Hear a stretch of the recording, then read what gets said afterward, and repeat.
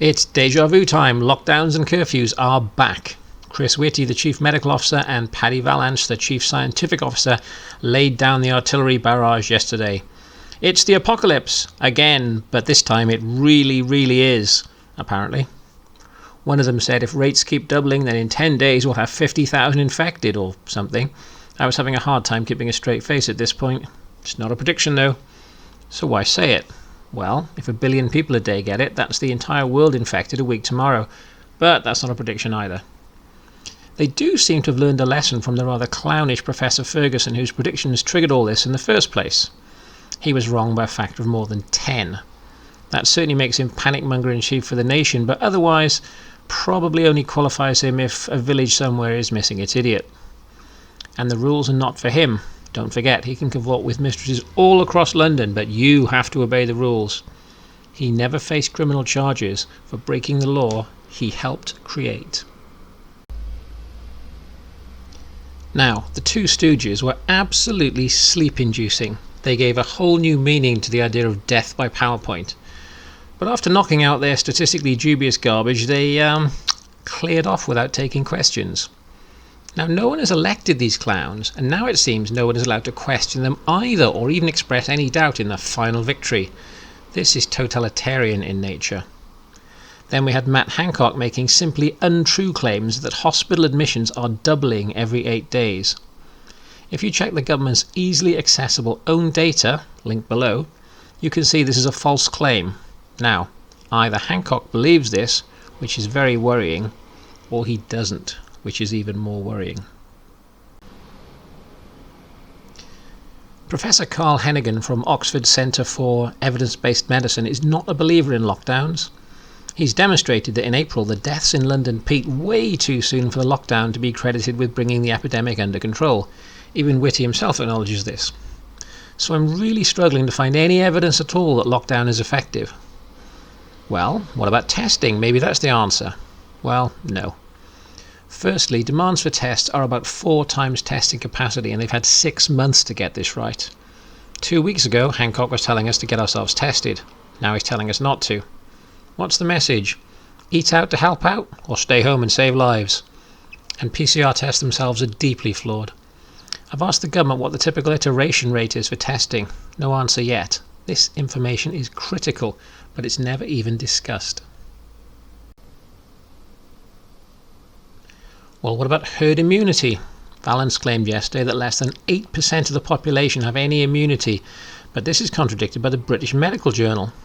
In an article, linked below, they cite 6 separate studies which have reported T-cell reactivity against SARS-CoV-2 in between 20 and 50% of the people with no known exposure to the virus.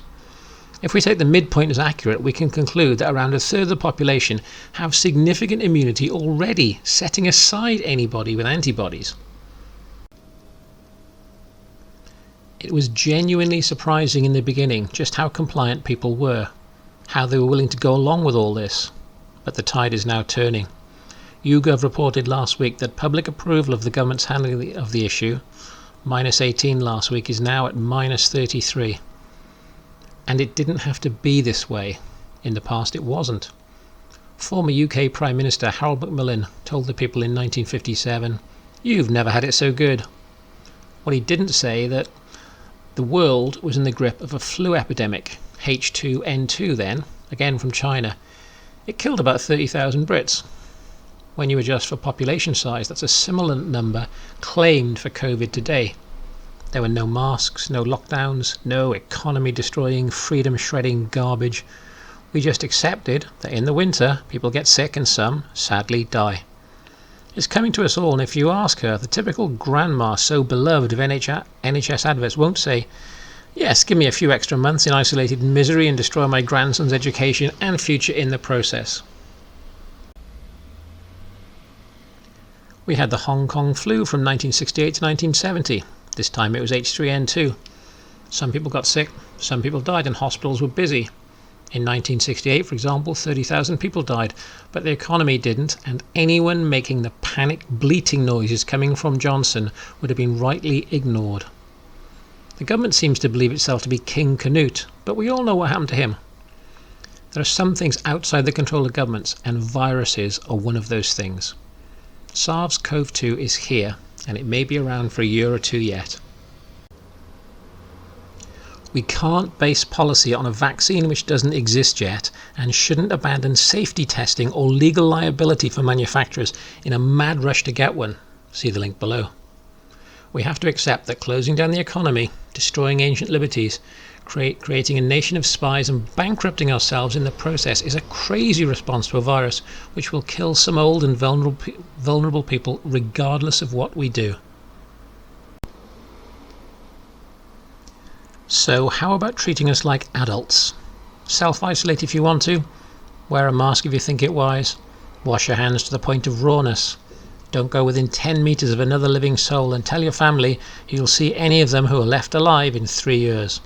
Walk around in a hazmat suit if you must, but leave the rest of us who can think alone to live our lives free, prosperous, happy, and aware that life carries risk. Aware that one day it will end for all of us, regardless of how much we wash our hands. Decide what you want from life, make your peace with God if you're a believer, and live free. The alternative we're being offered, a life of face masks and curfews, a life of social distancing and not seeing friends, a life of informing on neighbours, a life of paranoia and lockdowns, a life of contact tracing, a life of temperature guns pointed at your head, a life of hectoring from any idiot in a high-vis vest, that is not a life worth living. So live free. If you like this, please like, recommend and subscribe.